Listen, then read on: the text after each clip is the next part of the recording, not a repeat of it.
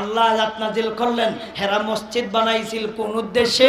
আল্লাহ উদ্দেশ্যটা পর্যন্ত ব্যক্ত করেছেন। হেরার ভিতরের একটা উদ্দেশ্য এবং মুখে আর একটা উদ্দেশ্য। মুখে ব্যক্ত করছে একটা, আর ভিতরে রাখছে আরো তিনটা। ভিতরেরটা তো নবীর কাছে বলে নাই, নবীর কাছে বলেছে মুখে মুখে। তাইলে মুখে করবে আরেকটা, আর বাস্তবে ভিতরে ভিতরে করবে আরেকটা। এটাই হইল মুনাফিকের চরিত্র। এটাই হইল কার চরিত্র? মুনাফিকদের চরিত্র। তাইলে মুনাফিক নবীর যুগেই শেষ না, কিয়ামত পর্যন্ত একদল মুনাফিক মুসলমানের ভিতরে থাকবে। এদের মাথায় টুপি থাকবে, এদের মাথায় পাগড়ি থাকবে, এদের গায়ে জুব্বা থাকবে, এরা নামাজ পড়বে, এরা মসজিদ বানাবে, এরা মরকজ বানাবে, আর ভিতরে ভিতরে এরা মুসলমানদের মধ্যে বিভক্ত সৃষ্টি করবে, মুসলমানের দলাদলি সৃষ্টি করবে। নামদারি মুসলমানরা, পাক্কা খাঁটি মুসলমানদেরকে ওরা সুযোগ পাইলে হত্যা করবে। সুযোগ পাইলে হত্যা করবে। এটা কি নতুন না পুরানা? নতুন না পুরানা? পুরানা। এখন আসুন আমরা তরজমা যাই। আল্লাহ পবিত্র কোরআনে সূরা তাওবার কত নম্বর আয়াত আমি তিলাওয়াত করছি? 107, 108, 107, 108। আমার পকেটের কথা? আমার পকেটের কথা না কোরআনের কথা? আসুন তরজমা যাই। দেখবেন তারার ভিতরে কি ছিল আর মুখে কি ছিল। মুখে বলছে একটা, আর ভিতরে রাখছে আরেকটা। আপনারা কি বলেন? ভিতরের অবস্থা দুনিয়ার মানুষে না জানলেও আল্লাহও জানে না? কি করেন আপনারা? আল্লাহ জানে। কিছুক্ষণ পর আমার একটু ছা দিন। অপারেটর ভাই আমার আর একটু আওয়াজ দিন। ভিতরে ভিতরে আর একটু আওয়াজ দিন। তাইলে নবীজির যুগে ও নবীজি বদ্দশায় একদল মানুষ ভিতরে ভিতরে মুসলমানের শত্রু ছিল, ভিতরে ভিতরে মুসলমানের দুশ্মন ছিল, ভিতরে ভিতরে ইসলাম ধ্বংস করার ষড়যন্ত্র করেছিল। আপনারাই বলেন, নবী মারা যাওয়ার পরে না জীবদ্দশায় ছিল? নবী জীবদ্দশায় ছিল। আপনারা কি মনে করেন এখন আর থাকবে না? এখন আর থাকবে না? নবীর জীবদ্দশায় যেহেতু ছিল, তাহলে চিরকাল একদল শত্রু মুসলমানের ভিতরে থাকবে। এই কথাই আল্লাহ আমাদেরকে শিক্ষা দিলেন। খালি ঘটনাই বললে চলবে না, আমাদের কিছু শিক্ষার ব্যবস্থা লাগবে। আমাদের শিক্ষার ব্যবস্থা লাগবে। আল্লাহ আয়াত নাযিল করলেন, والذين اتخذوا مسجدا ضرارا وكفرا وتفريقا بين المؤمنين وإرصادا لمن حارب الله ورسوله من قبل। আল্লাহ বলেন, ইয়া রাসূলুল্লাহ, ইয়া হাবিবাল্লাহ, আপনার কাছে একদল মানুষ একটা মসজিদ বানাইছে, আবদার নিয়ে আসলাম। এদের উদ্দেশ্য কি? এরা নিজেরা বলেছিল, ওয়ালা ইয়াহলিফুন্না ইন আরাদনা ওয়ালা ইয়াহলিফুন্না ইন আরাদনা ইল্লাল হুসনা। এটা ছিল তাদের মুখের ভাষা, এটা ছিল তাদের মুখের কথা। মুখের কথা কি? এরা বলল, আল্লাহর নবী গো, আমাদের আর কোনো উদ্দেশ্য নাই।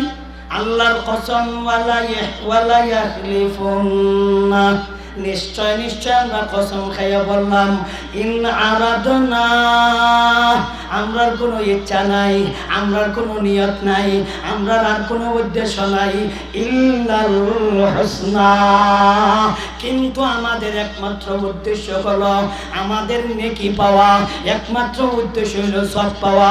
আমরা যারা জামাত থেকে বঞ্চিত, জামাতের সব পাওয়া, এই মর্মে আমরা মসজিদ বানাইছি, আমাদের আর কোনো উদ্দেশ্য নাই। এটা হলো মৌখিক, এটা হলো মৌখিক। মুখে কইছে আমরা আর কোনো উদ্দেশ্য নাই, একমাত্র সব পাওয়া, আমাদের আর কোনো উদ্দেশ্য নাই, একমাত্র জামাতের সব পাওয়া। এটা হলো তাদের মৌখিক উদ্দেশ্য। এটা কসম খাইয়া কয়, কিতা খাইয়া? কসম খাইয়া কয়।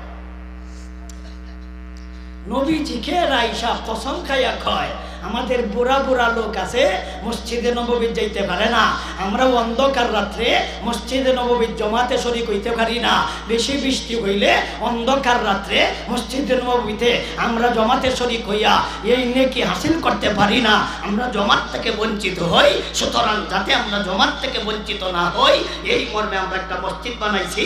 আমাদের আল্লাহর কসম আমাদের আর কোনো উদ্দেশ্য নাই ইল্লাল হুসনা, একমাত্র আমার উদ্দেশ্য হলো ভালো কাজ, একমাত্র উদ্দেশ্য হলো সবের কাজ। এটা কি ভিতরে কইছে না মুখে কইছে? অন্তরে কইছে না মুখে কইছে? আপনারা কি মনে করেন অন্তরেরটা আল্লাহ জানে না? আল্লাহ জানেনি? এখন আল্লাহ তাদের অন্তরেরটা প্রকাশ করে দিছে। আল্লাহ অন্তরেরটা কি প্রকাশ করে দিছে?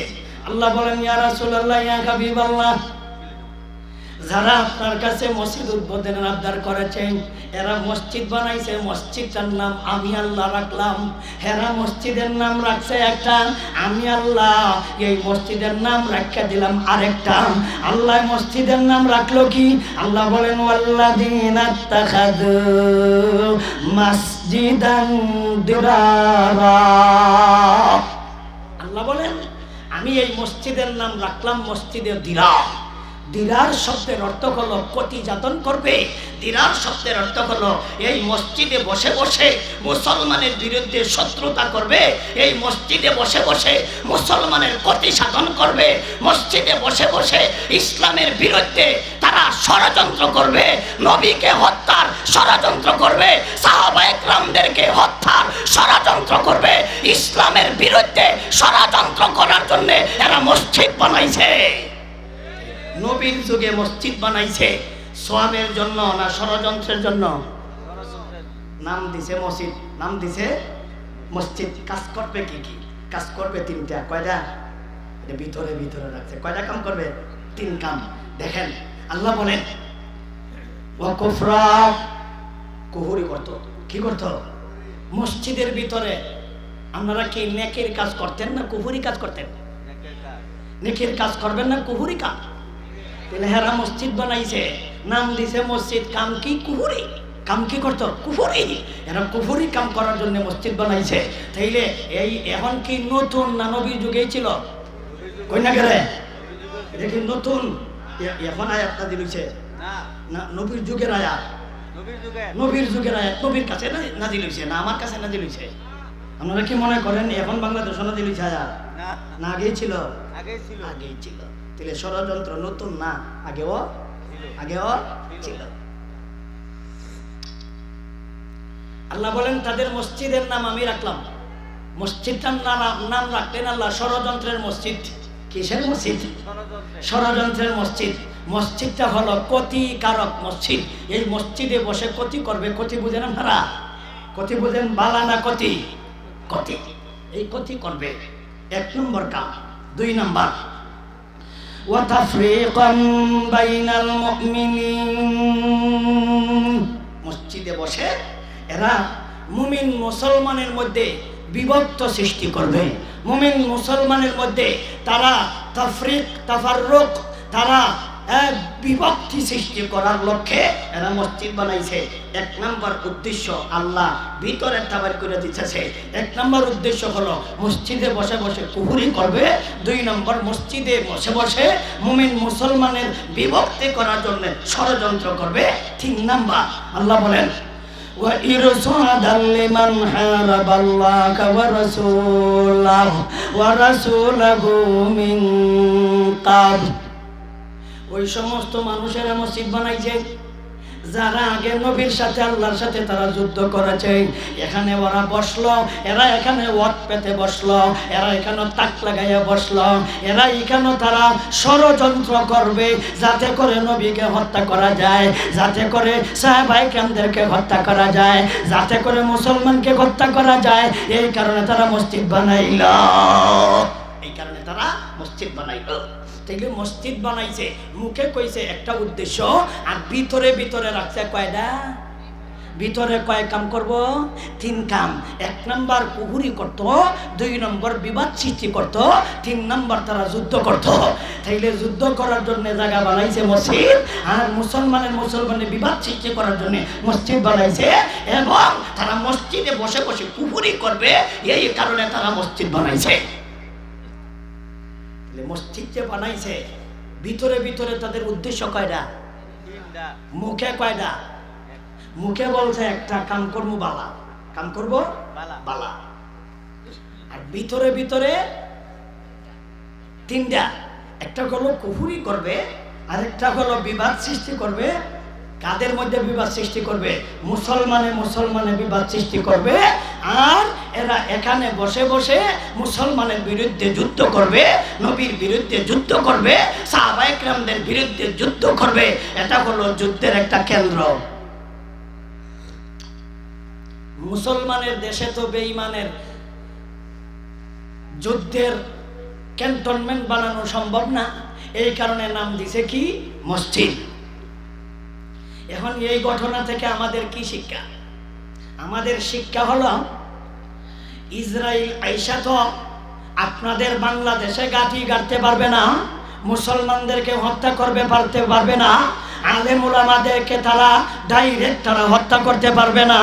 এই কারণে তারা ইসরায়েলে তাইকা আমাদের লেবাসদারি একদল মানুষদেরকে তারা টাকা দিয়া কিনে নিয়েছে, আর সারা বিশ্বের মুসলমানরা এক জায়গায় একত্রিত হয়। হজের পরেই যে সমাবেশটা হয়, এটা হলো সারা বিশ্বের তাবলিগ জমাত।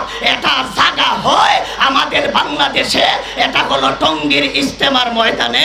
এই জায়গার মধ্যে কিভাবে মুসলমানদের মধ্যে বিবাদ সৃষ্টি করা যায়, যাতে করে মুসলমানদেরকে হত্যা করা যায়, তাই ইসরায়েলরা সেই জায়গায় বসে তারা আমাদের মতো নামদারি এক জাতের ফাকরিওয়ালা টুপিওয়ালা গায়ে জুব্বাওয়ালা দিয়া এই মুসলমানদের তাকলিফ জমাতে বিবাদ সৃষ্টি করার জন্য ষড়যন্ত্রে লিপ্ত করে দিয়েছে।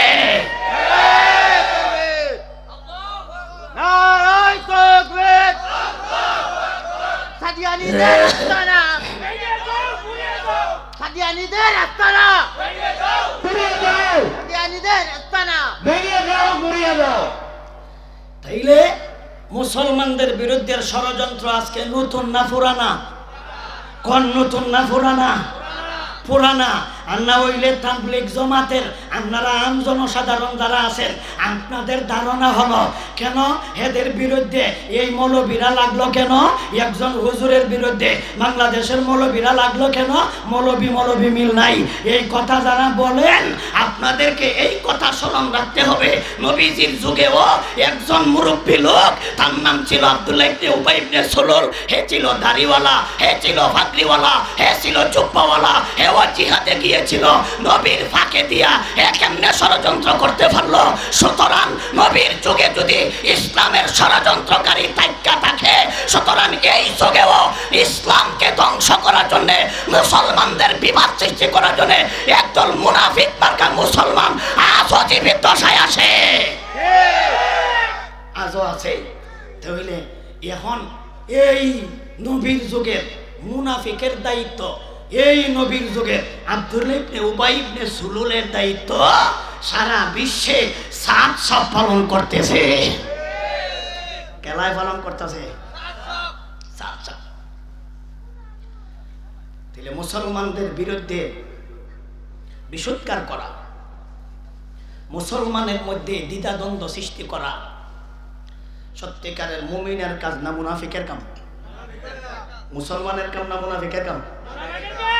মুনাফিক কি নবীর যুগেই ছিল, এই যুগে নাই? তাহলে আপনারা এখনো বুঝেন না কেন? এখনো বুঝেন না কেন? আর কবে বুঝবেন? সমস্ত উলামায়ে কেরামদেরকে হত্যা করার পরে বুঝবেন। 18 সালে হত্যা করা হইল, বিচার করা হইল না কেন? আজকে 24 সালে আইসা আরো টঙ্গীর ময়দানে 7 জন শহীদ হয়েছে, এখন পর্যন্ত তাদেরকে বিচার করা হয় না কেন? তাহলে আপনারা জানেন,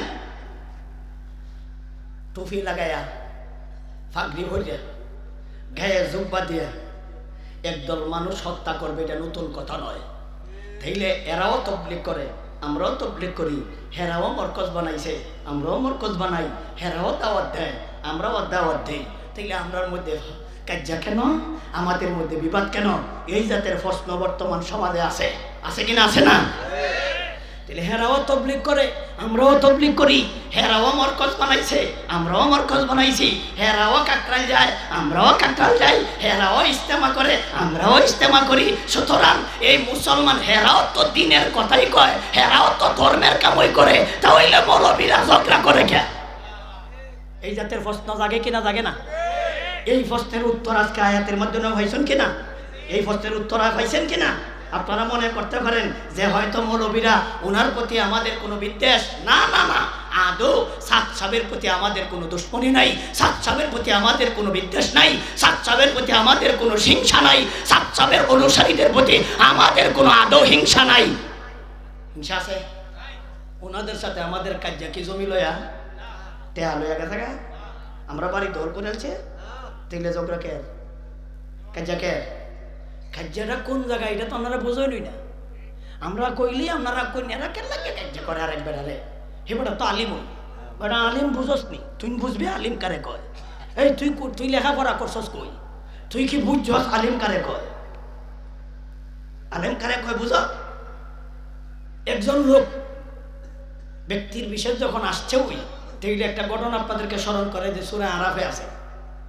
হযরত মুসা আলাইহিস সালাম এইদিকে বনি ইসরাইলের সাথে, এই ইসরাইলদের সাথে নবী মুসা যুদ্ধ করতেছেন হকের পথে। নবীর সাথে তো নেতারা হারে না, নবীর সাথে যুদ্ধ করে তো হারা সম্ভব না। তখন একদল নেতারা নবীর কাছে না আইসা, নবীর পরেই এই যুগের যেই ব্যক্তির মর্যাদা ছিল, এই লোকটা ছিল জগৎ বিখ্যাত আলেম, নবীর পরেই যার মর্যাদা, উনি ছিল মুস্তাজাবুদ দাওয়া। আল্লাহর কাছে দোয়া করতে দেরি একটা সেকেন্ড দেরি হইতো না কবুল হইতে। এই রকমের মৌলবী নবী মুসার পরেই যার মর্যাদা। এই লোকটার কাছে আইসা ওরা বলতাছে যে হুজুর আমরা তো যুদ্ধ করতেছি, আমরা তো হারি, কোনোদিন জয় করতাম পারি না, হুজুর আপনি আমরার পক্ষে একটু দোয়া করুন, মুসা নবীর বিরুদ্ধে একটু দোয়া করে লাই, আমরার পক্ষে আর মুসা নবীর বিরুদ্ধে। এরা হুজুরের কাছে আইসা কয়। হুজুর বলতাছেন গাধার ঘরের গাধারা, কই নবী আর কই আমি 3 পয়সার অলি, সমাজের মানুষে অলি কয় আল্লাহ কয় কিনা জানি না, আমার দোয়া বুঝি মুসা নবীর বিরুদ্ধে কবুল হইতো, আর কোনো লোক পাইছস না? এরা অপমান হইয়া বেরিয়ে গেছে। কিছুদিন পরে তারা আবার আইছে, এবারও তারা রাজি করতে পারছে না, আবার আইছে, এরপরও রাজি করতে পারে না। কারণ বনি ইসরাইল বাটপার হইলেও তাদেরই বিশ্বাস আছে নবী তো হকের করতে, এদের সাথে আল্লাহ আছে, এদের সাথে আমরা হরতাম না। এই কারণে দোয়া নিবার লাগে আসে হুজুরের কাছে। যখন এরা হুজুরের দোয়ার সম্মতি করতে পারছে না, এমত অবস্থারা অনেকগুলি টাকা, অনেকগুলি স্বর্ণ মুদ্রা, হীরা জৌহর তারা উপটৌক নিয়া ওই হুজুরের বউ, হুজুরের বিবি, হুজুরের বেগম সাহেবের কাছে গেছে। যাইয়া কইতাছে দেখেন এই উপটৌকনগুলি দিলাম, আপনি গ্রহণ করেন, আর হুজুরে বলবেন শুধু নবীর মুসার বিরুদ্ধে আর আমাদের পক্ষে একটু দোয়া করে নিত। নবীর বিবি, ওই আল্লাহর ওলির বিবি মনে মনে ভাবলেন একটু দোয়া করলে কি হয়েছে, অসুবিধা কি? উনি অনেকগুলো উপটকন রাখছে, আর হুজুর যখন গড়া আসছে ঘুমাইছে, কি মনে করেন যত বড় আল্লাহর ওলি তাহ এই জায়গা কিন্তু একটু দুর্বল। কোন জায়গা? কেতার তলে। কি মনে করেন? কেতার তলে একটু দুর্বল। এই জায়গার সমাজ তুমি সিংহ, কেতার তলে কিন্তু একটু দুর্বল। কেতা দুর্বল। এখন হুজুর যখন ইয়া কেতার তলে ঘুমাইছই, তখন বিবি বলতেছেন দেহ এরার পক্ষে একটু দোয়া করে নিলে অসুবিধা কি? জীবন বড়ই তুই আপনার সাথে থাকতাছি, কই গড়ে দেওয়ানি করতেছে, গড় তো কোনোদিন আর সানিয়ে দিতে পারলেন না, না আছে ভক্তের খাবার, ফেট ঘুরেতে ফিট ঘুরে না, ফিট ঘুরেতে ফেট ভরে না, ফেট ভরেতে ফিট ঘুরে না, তোমার সাথে জীবন দেখা শুধু একটু দোয়া করতেন, কি হরিমান টেহা দিছে হুজুরি, এই টেহা দীক্ষা কই বাপ ভাবি, তাইলে একটু দোয়া হলে কি হইব? তখন হুজুরও রাজি গেছে। দেখছেন নি কারবার সারবার? এটা কইল সূরা আরাফের ঘটনা। এই বেটা আমি পকেটের কথা কইতাছি না, এটা নবী মুসা নবীর যুগের কথা। তাহলে এত বড় বুজুর্গ, এত বড় আল্লাহওয়ালা, নবীর পরে তার স্থান, নবীর পরে তার মর্যাদা, তাহলে এই হুজুর টাকা দেখা হুজুর নবীর বিরুদ্ধে দোয়া করার জন্য সম্মতি হয়ে গেছে। এখন নবী কয় এমনি দোয়া করলে হইতো না, হেরারে দাওয়াত দেওয়া লাগবো, নেতাকে তারা শরীর থাকতেইব, তো আমি দোয়া করবো নেতারা আমিন কইতেইব, কিনা কই না না, তাইলে নেতারা বুঝতেইব তো হেরার পক্ষে দোয়া করছি। এখন একটা গাদা আছে, এই লোকটার হুজুরের একটা গাদা আছে, এই গাদার উপরে সওয়ার হইছেন, কিন্তু দুনিয়ার মানুষ না জানলেও গাদায় টের হইলেছে যে আজকে হুজুর কই যায় তো নেতাদের পক্ষে দোয়া করতো। এখন এই গাদা আর উঠে না, গাদা যখন সামনে অগ্রসর হয় না, ইচ্ছা মতো ফিডাইছে হুজুর গাদারে, গাদা তো আর উঠে না, তখন গাদায় ফিট নাকায়, তারপরে উঠে না। হাই রে আমার মালিক, আজকে আল্লাহর বিরুদ্ধে দোয়া করতে যায়, নবীর বিরুদ্ধে দোয়া করতে যায়, সুতরাং আমার চাইতে তো আমার মালিক বড় গাধা, এই গাধা নামক মালিকরে আর ফিটে উঠাবো না। গাধা তো আর উঠে না, যেই গাধা আর উঠে না, ফিটনা দিছে গাধারে, গাধা যখন উঠে না তখন গাধা মার গায়, আর গাধা মুখ দিয়া কি বলে, কিন্তু এই গাধার ভাষা তো আর উফরের গাধায় বুঝে না। কথা বুঝতেছ নি? এই হুজুর নামক গাধায় তো আর বুঝে না। তখন গাধা আল্লাহকে বলে, আল্লাহ আমাকে মানুষের মতো ভাষাটা আমাকে বলে দিন, আল্লাহ আমার জবানটা খুলে দিন যাতে আমার মালিককে বলতে পারি। আল্লাহ ওই গাধার জবান খুলে দিয়েছিল, আর গাধায় বলেছিল, ও মালিক, যতদিন আল্লাহর আনুগত্য করেছিলেন এতদিন তোমার আনুগত্য আমি করেছিলাম, আজকে যখন আপনি নবীর বিরুদ্ধে চলে যান, আপনি যখন আল্লাহর বিরুদ্ধে চলে যান, আর আপনার আমি পক্ষে নয়, আপনি আমার চাইতে বড় গাধা, আপনি আর অনুসরণ আর আমি করতে পারবো না। তখন মালিক কইতাছে, যা তুই গাধা আর লাগতো না, গাদারে বাদ দিয়েছে, হুজুরে গাদা ছাইড়া দিছে। তাফসীরের কিতাবে পাওয়া যায় এই গাদাটাকে আল্লাহ হাসরের মাঠে মানুষ বানাইয়া এই হুজুর নামক এই হুজুরতে, এই হুজুরের জন্য আল্লাহ একটা জান্নাত রেডি করছিলেন। এই জান্নাত এখন কাকে দিব? এই হুজুর নামক গাদা তো যাইব জাহান্নামে, এই জান্নাত কারে দিব? তখন তাফসীরের কিতাবে পাওয়া যায় এই গাদাটাকে আল্লাহ হাসরের মাঠে মানুষ বানাইয়া ওই জান্নাতে প্রবেশ করাইব। এই হুজুরের জান্নাত এখন কেলা যাইব, কেলা যাইব গাধা। তখন এই হুজুর ফায়ে হাইটাই চলছে, ফায়ে হাইটা পাহাড়ও গেছে নেতাদেরকে নইয়া, যাই আল্লাহর কাছে দোয়া করে, আল্লাহ মুসা নবীরে জয় করিয়া দেও, আর নেতাদেরকে আল্লাহ তুমি হারাইয়া দেও। নেতা আসে তো সাথে, নেতাকে হুজুর দোয়া তো উল্টা যাইতে গেছে, হুজুর অত দেখা দিলাম, দোয়া তো আমরার বিরুদ্ধে যেতে গেছে। তখন হুজুর বলতেছে, শোনো, আমি তো দোয়া করার মালিক, কিন্তু আমি তো জবানের মালিক না, কারণ জিব্বার মালিক তো আমি না। এর নাকি জিব্বা জায়গা আল্লাহর পক্ষে, কারণ হিডার সৃষ্টি তো আল্লাহ, সুতরাং সৃষ্টি জায়গা স্রষ্টার পক্ষে, আমি তো জিব্বার মালিক না, তবে আমার নিয়ত ঠিক আছে। কেনা কয় হুজুরে, আমার নিয়ত ঠিক আছে, আমার নিয়ত হইল তোমরার পক্ষে দোয়া করা, কিন্তু জবান জায়গা মুসা নবীর পক্ষে, এতে তোমরা কোনো অসুবিধা নাই। তাইলে তোমরা একটা কাজ করো, দোয়ায় যখন তোমরা সন্তুষ্ট হও না, তাইলে আমি তোমাদেরকে একটা বলে দিই, মুসা নবীর পক্ষে তোমরা জয় লাভ করতে পারবা। তোমাদের দলের, তোমাদের দেশের যত ছোট ছোট সেলিয়ান আছে, 18 বয়সের, 19 বয়সের, 17 বছর, এই সেলিয়ানদেরকে তোমরা সজ্জিত করিয়া মুসা নবীর দলের সৈনিকদের মধ্যে ছেড়ে দিবা, আর এদেরকে বলে দিবা জয় 1000 কোটি টাকা লাগে দিয়ে দিব, সুতরাং এরা যদি ভোগ করতে চায় এরা যেন বাধা দেয় না। তখন এই রাতের বুদ্ধি এই হুজুর দিয়েছিল, সর্বপ্রথম নারী দিয়া ষড়যন্ত্র করা পৃথিবীর মুখে ওই মৌলবী চালু করেছিল। এর আগে নারী কেলেঙ্কারি পৃথিবীতে কেউ মাথায় ঢুকে নাই, এই মৌলবী শয়তানের মাথায় ঢুকেছিল। এই মৌলবীর আল্লাহ দুনিয়ার শাস্তি কি দিয়েছিল? আল্লাহ পবিত্র কোরআনে বলেন, মাসালুহু কামাসালিল কাব ইয়াতাহমিলু আলাইহি আল-গাস আও তাতরুকুহু আল-গাস। আল্লাহ বলেন, আমি এই লোকটারে কুকুরের ন্যায় বানাইয়া দিলাম। তাইলে একজন হুজুর এত বড় অলি, এত বড় বুজুর্গ নষ্ট হইছে কিনা? তাইলে এই যুগে যে আমি নষ্ট হইতাম না কোনো গ্যারান্টি আছে? এই হুজুর যে নষ্ট হইতো না গ্যারান্টি আছে? সুতরাং আমরা তো নষ্ট হইতাম না, এর কোনো গ্যারান্টি নাই। নবী মুসা নবীর যুগে এত বড় আল্লাহওয়ালা যদি পথভ্রষ্ট হইতে পারলো সরাসরি নবীর বিরুদ্ধে গিয়া, আর এই যুগে সাত সাপ এত করে কথা বললো নবীর বিরুদ্ধে, এত করে কথা বললো কোরআনের বিরুদ্ধে, এতগুলি কথা বললো হাদিসের বিরুদ্ধে, এরপরও কি হকের পথে থাকে না গোমরা হয়ে গেছে? হয়ে গেছে। সুতরাং এতগুলি কথা নবীর বিরুদ্ধে বলার পরেও এরপরে হকের পথে থাকে কিভাবে? এতগুলি কথা কোরআনের বিরুদ্ধে কথা বলার পরেও হকের পথে থাকে কিভাবে? এর মধ্যে একটা কথা কই আজকে লেগে শেষ করে দিতেছি।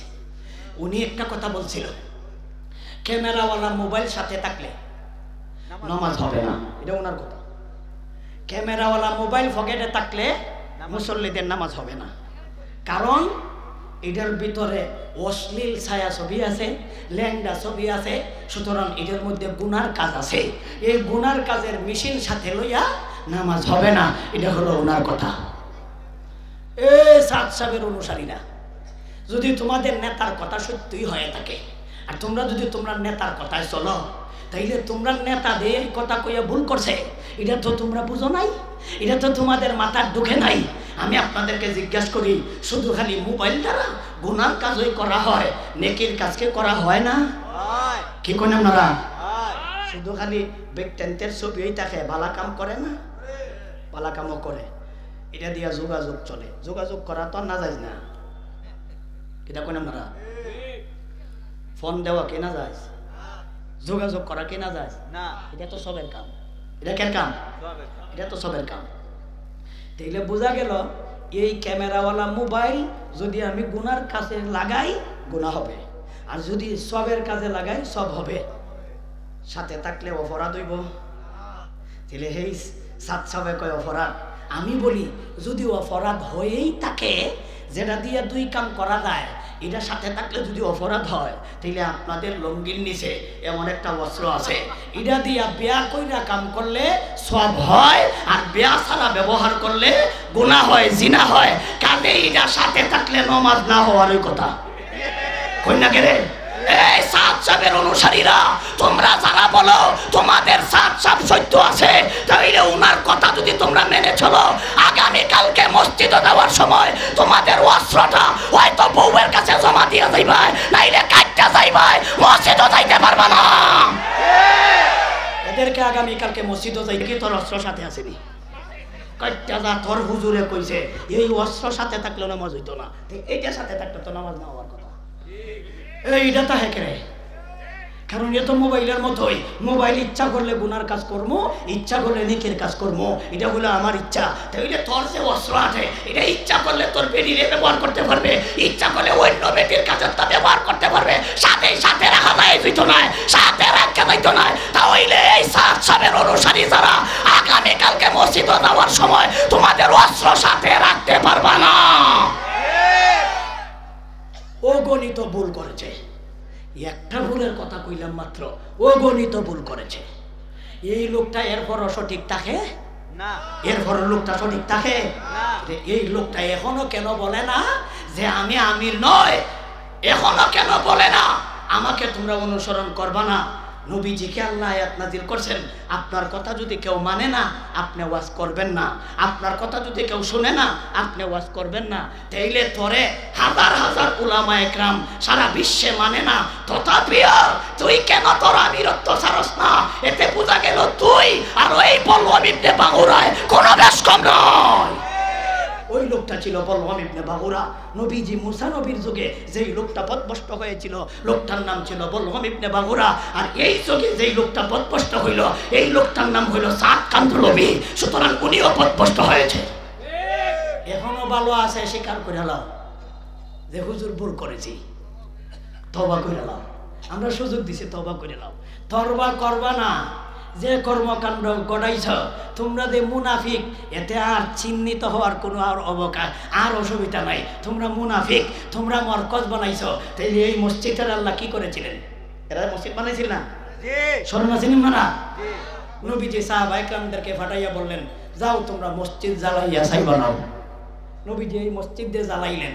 তাইলে মসজিদ জ্বালাইলেন কেন? এই বেড়ায়, তাহলে আমরা তাদেরকে মরকজে যাইতে বাধা দেই কেন? এই প্রশ্নের যেই জবাব, নবী মসজিদ জ্বালাইলেন কেন, এই প্রশ্নের সেই জবাব। তাইলে এই যুগের মুনাফিক হইল ওরা, যারা মরকজ বানাইছে মুসলমানকে হত্যা করার জন্য, যারা মসজিদ বানাইছে মুসলমানকে হত্যা করার জন্য। সুতরাং এরা মসজিদ হতে পারে না, এরা মুনাফিক, এরা মুনাফিক। মুসলমানদেরকে বিবাদ সৃষ্টি করবে, মসজিদে বৈশা মুসলমানদেরকে হত্যা করার জন্য এরা মসজিদ বানাইছে, এরা মরকজ বানাইছে, এরা সত্যিকারের তবলিগ বলা নয়। আজকের আয়াত দ্বারা পরিষ্কার হইল তো? এখনো কি ভুলের পথে থাকবেন? এখনো কি বুঝবেন? আয়াত বাদ দিলেন? সূরা তওবার 107 108 নম্বর বাদ দিলেন? আল্লাহ এই আয়াতগুলি নাজিল কইরা কি বুঝাইলেন? নবীজির যুগেও আছে, ভবিষ্যতেও থাকবে, ভবিষ্যতেও থাকবে। এই হইল এই আয়াত থেকে আমাদের শিক্ষা। তাইলে বুঝছেন তো আমাদের কি শিক্ষা? তাইলে এই যুগেও ষড়যন্ত্র করবে, কিয়ামত পর্যন্ত ষড়যন্ত্রকারী থাকবে।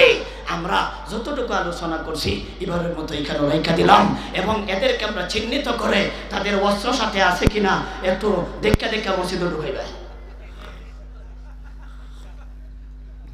আল্লাহ আমাদেরকে সহি বুঝদান করুক।